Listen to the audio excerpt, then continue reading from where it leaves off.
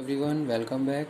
आज हम बात करेंगे कंज्यूमर बिहेवियर में family decision making and consumption related roles. ठीक है, तो चलिए स्टार्ट करते हैं आज का वीडियो लेक्चर। प्रीवियस लेक्चर में हमने पढ़ा था कंज्यूमर बिहेवियर के क्या एस्पेक्ट्स हैं, क्या क्या इसके पर्सपेक्टिव्स हो सकते हैं, वो हमने डिस्कस किए थे। क्या क्या का कौन कौन से फैक्टर इन्फ्लुएंस करते हैं, वो सब हमने डिस्कस किए थे। आज हम बात कर रहे हैं family decision making and consumption related roles. ठीक है, चलिए स्टार्ट करते हैं आज का वीडियो लेक्चर।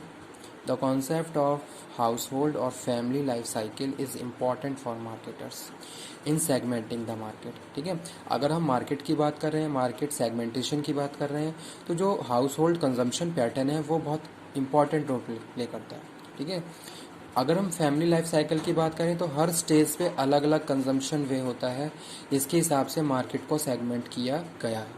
तो वो यहाँ पे हम बात कर रहे हैं कि इसमें फैमिली लाइफ साइकिल स्टेजेस की और family decision making and consumption role की।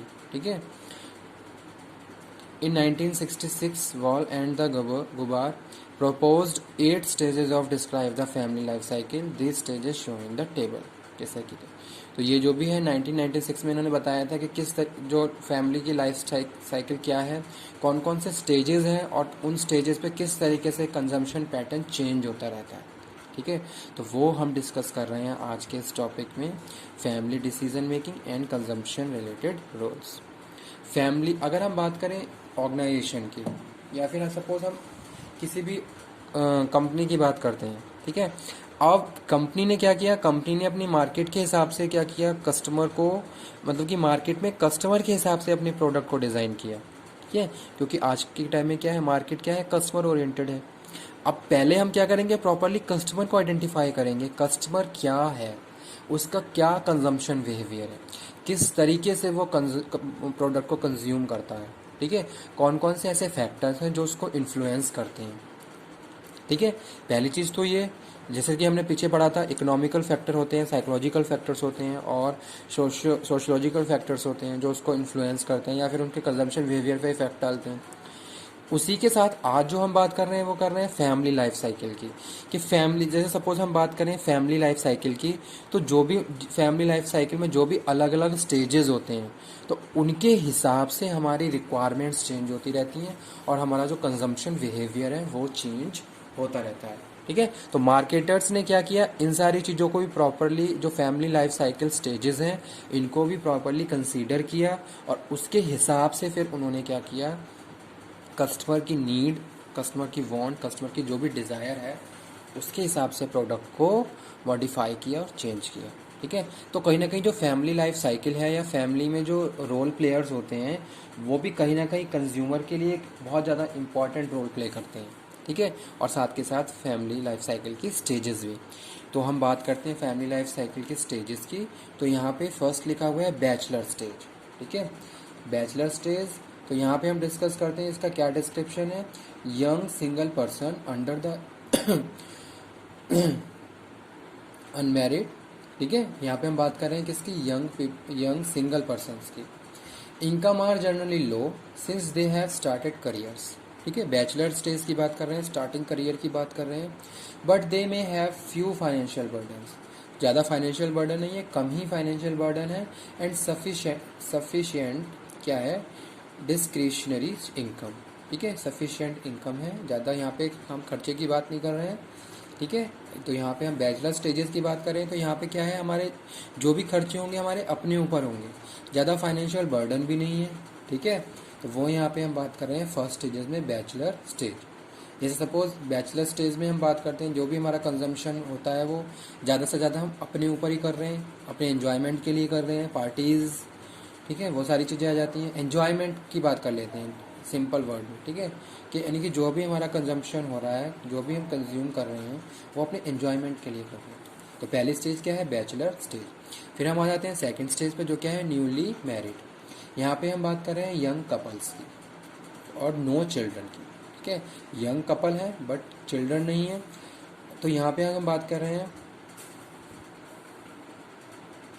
अगर यहाँ पे इंडिविजुअली अगर हस्बैंड सोर्स ऑफ इनकम है तो वहाँ पे क्या है, हम सिंपली कह सकते हैं कि हाँ, एक मिडल तरीके से हम चीज़ों को एडजस्ट कर सकते हैं। लेकिन अगर हम बात करें if both spouse are employed they will have level of discretionary income, ठीक है, तो उनका इनकम का लेवल ज़्यादा हो सकता है, ठीक है। तो वो यहाँ पे हम बात कर रहे हैं फैमिली लाइफ साइकिल स्टेजेस में न्यूली मैरिड की। थर्ड है फुल नेस्ट फर्स्ट। यहाँ पे हम बात कर रहे हैं young married couple with youngest child under the 6 year of age, ठीक है। तो यहाँ पे जो हम डिस्कशन कर रहे हैं वो है there would be greater squeeze income because of increase expense on children. तो यहाँ पे हमारे एक्सपेंसेस क्या हो जाते हैं, बढ़ जाते हैं, जो हम बात कर रहे हैं किसमें, फुल नेस्ट फंड में। यहाँ पे हमारे एक्सपेंसेस कम थे, जो भी कुछ थे हमारे ऊपर थे। न्यूली मैरिड में बात कर रहे हैं तो यहाँ पे भी हमारे एक्सपेंसेस थोड़े कम थे। यहाँ पे भी हम जो भी स्पाउस हैं अपने ऊपर ही खर्च कर रहे हैं। जैसे उन्होंने क्या करा, थोड़ा बहुत फर्नीचर, जैसे न्यूली मैरिड है फर्नीचर परचेज करा, तो वो यहाँ पे आ जाते हैं। लेकिन अगर हम बात करें फुल नेस्ट की तो यहाँ पे सारे खर्चे क्या है, चिल्ड्रन के ऊपर आ जाते हैं। तो वहाँ पे हम कंजम्पशन पैटर्न हमारा क्या हो गया, चेंज हो गया। Expenses on children. अगर बात करते हैं जॉइंट फैमिली की, the level of income is likely to high, तो हाई हो जाता है। तो उसके बाद है फुल नेस्ट सेकंड। यहाँ पे हम बात कर रहे हैं young married couples with children 6 year to 12 year of age, better financial position, ठीक है, वो ये स्टेजेस की बात है। और उसके बाद हम यहाँ पे डिस्कस कर रहे हैं income of both parents is rising, बढ़ती है। Children spend more hours outside there parent influence, ठीक है, तो वो यहाँ पे हम बात कर रहे हैं, जैसे कि बच्चे बाहर जाना शुरू कर देते हैं। उसके बाद है फुलनेस थर्ड। यहाँ पे हम बात कर रहे हैं किसकी, फुलनेस थर्ड में हम बात कर रहे हैं older married couples with dependent teenage children living at home, financial position of the family continues improve, there are increasing cost of college education और चिल्ड्रन, ठीक है। तो यहाँ पे खर्चे का कॉलेज लेवल पे जो खर्चे होते हैं वो बात कर रहे हैं और एजुकेशन की बात कर रहे हैं। एम्प्टी नेस्ट फर्स्ट में हम बात कर रहे हैं older married couples with no children living with them, ठीक है। Parents still employed, reduced expenses, expenses कम हो गए हैं, result in greater saving, saving ज़्यादा हो गई है एम्प्टी नेस्ट फर्स्ट में, ठीक है। एंड हाई इनकम, ठीक है। उसके बाद एम्प्टी नेस्ट सेकेंड है, तो यहाँ पे हम बात कर रहे हैं older married couples with no children living with them and parents retired, ठीक है। तो यहाँ पे हम रिटायर्ड स्टेज की बात कर रहे हैं। Drop in income and couple relies on savings and fixed income on retirement benefits, तो वो सारी चीज़ें यहाँ पे हम कंजम्पशन पैटर्न को शो कर रहे हैं। उसके बाद लास्ट लिखा हुआ है solitary survivor first, older single persons with low income and increasing medical needs, ठीक है।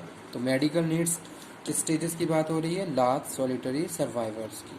तो इस तरीके से क्या है, ये फैमिली लाइफ साइकिल के अलग अलग स्टेजेस हैं जहां हम बात कर रहे हैं फैमिली डिसीजन मेकिंग की एंड कंजम्पशन रिलेटेड रोल।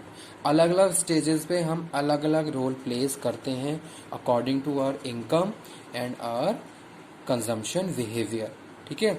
जैसे जैसे हमारी इनकम बढ़ी घटी उसी के हिसाब से हमारा क्या है, जो कंजम्पशन पैटर्न है या जो कंजम्पशन बिहेवियर है वो चेंज होता रहता है। उसी इसके हिसाब से हम अलग अलग रोल प्ले करते रहते हैं। तो bachelorhood, newly married, full nest one, full nest second, full nest third, empty nest first, empty nest second, solitary survivor, ठीक है। तो ये थे कंजम्पशन पैटर्न।